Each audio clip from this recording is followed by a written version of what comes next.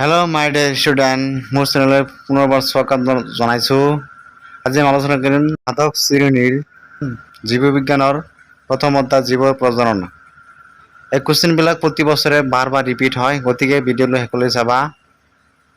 আহক ভিডিঅ'টো আৰম্ভ কৰোঁ। প্ৰথম কুৱেশ্যন, মুকুলৰ দ্বাৰা অযৌন প্ৰজনন কৰা এককোষী ভেঁকুৰ এবিধৰ নাম লিখা। 2016 আহিছিল, 18 আহিছিল।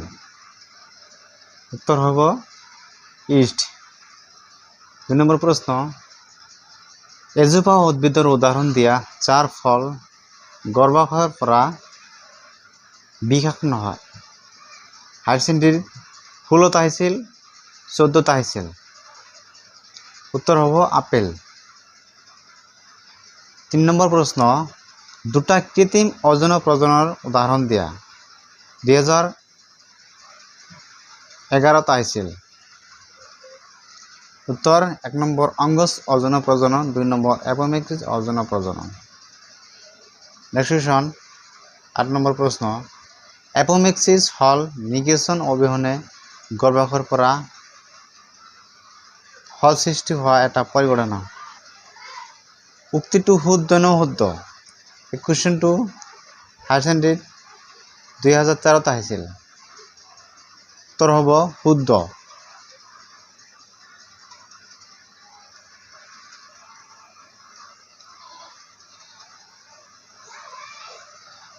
পাঁচ নম্বৰ প্ৰশ্ন, উদ্ভিদৰ যৌন প্ৰজননৰ তাৎপৰ্য বৰ্ণনা কৰা। এইচএছ 2015 আহিছিল। উত্তৰ, যি জনন প্ৰক্ৰিয়াত উদ্ভিদৰ পুং আৰু স্ত্ৰীৰ জনন কোষৰ মিলনৰ দ্বিগুণ ক্ৰমজম বিশিষ্ট অপত্য উদ্ভিদ সৃষ্টি হয়, তাক উদ্ভিদৰ যৌন প্ৰজনন বুলি কোৱা হয়। 6 নম্বৰ প্ৰশ্ন, অযৌন প্ৰজননৰ অসুবিধাসমূহ কি কি? এইচএছ 2017 আহিছিল। উত্তৰ, অযৌন প্ৰজননৰ দ্বাৰা নতুন গুণসম্পন্ন গছৰ সৃষ্টি নহয়, অপত্য গছে কেৱল মাতৃ গছৰ গুণাগুণ লাভ কৰে। 2 নম্বৰ, অযৌন প্ৰজননৰ ফলত বিৱৰ্তন সম্ভৱ নহয়। 7 নম্বৰ প্ৰশ্ন, ইতৰ পৰাযোগৰ সুবিধাসমূহ কি কি? এইচএছ 2017 আহিছিল। উত্তৰটো হ'ব 1 নম্বৰ, উদ্ভিদৰ বংশগতি উন্নত হয়। 2 নম্বৰ, বীজ আৰু ফল স্বাস্থ্যৱান হয়।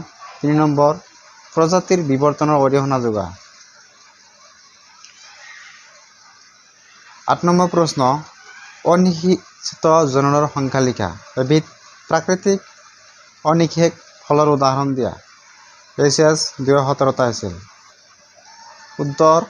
উত্তৰ, যিবোৰ উদ্ভিদে নিষেচন নোহোৱাকৈ গছৰ ফলৰ সৃষ্টি কৰে তাক অনিষিক্ত জনন বুলি কয়। উদাহৰণ কল। 9 নম্বৰ প্ৰশ্ন, একবীজপত্ৰ উদ্ভিদত জোড়া কলম সম্ভৱ নহয় কিয়? এইচএছ 2019 আহিছিল। উত্তৰটো হ'ব, একবীজপত্ৰ উদ্ভিদ সাধাৰণতে এক বৰ্ষীয় আৰু দুৰ্বল কাণ্ডৰ। একবীজপত্ৰী উদ্ভিদত কেম্বিয়াম কলা নাথাকে, সংবহন গোটসমূহ বিস্তৃত থাকে। আজিলৈকে এইখিনি। যদি ভিডিঅ'টো ভাল লাগিল তেতিয়াহ'লে ভিডিঅ'টো এটা লাইক দিবা আৰু চেনেলটো ছাবস্ক্ৰাইব কৰিবা, লগতে বন্ধু বান্ধৱীলৈ শ্বেয়াৰ কৰিবা যাতে তেওঁলোকেও উপকৃত হ'ব পাৰে।